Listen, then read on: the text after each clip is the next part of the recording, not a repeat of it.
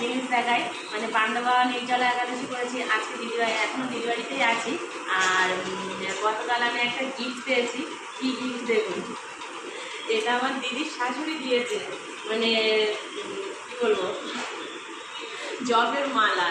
তো এই জবের মালা আমাকে বলেছে যে প্রতিদিন তুমি যতটা পারবে জব করবে, আর একাদশীর দিন একটু বেশি বেশি করে মানে 16 মালা জব করবে।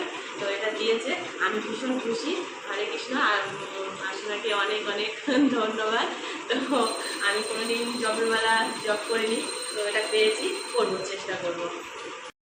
এই যে সকাল 6টা বাজে, দিদি আর দিদির মেয়ে ওরা অনলাইনে ক্লাস করে। মানে ওই যে ফোন রয়েছে, এই যে অনলাইনে ক্লাস করছে। ওরা একদম 6টা থেকে আর 7টা পর্যন্ত অনলাইনে ব্যায়াম করে, ব্যায়ামের ক্লাস। তা এখন দিদি বাড়িতে 6টার সময় দেখাচ্ছি টাইমটা। মা দিদি প্রতিদিন ঠাকুরের পুজো টুজো দিয়ে তারপরে একটু ক্লাস করে। তো মা রয়েছে বলে মা পুজো দিচ্ছে।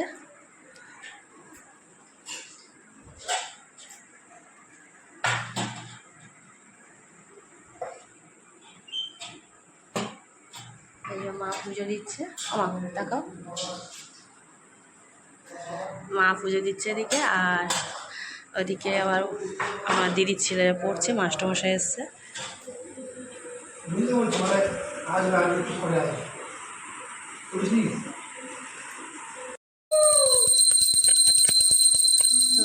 মার ভোগ দেওয়া হয়ে গেছে, ভোগটা তুলে এবার মার ভোগ আরতি করা হয়ে গেছে। আবার একটু বোন একটু ভগবানের পায়ে তুলসীপত্র অর্পণ করছে।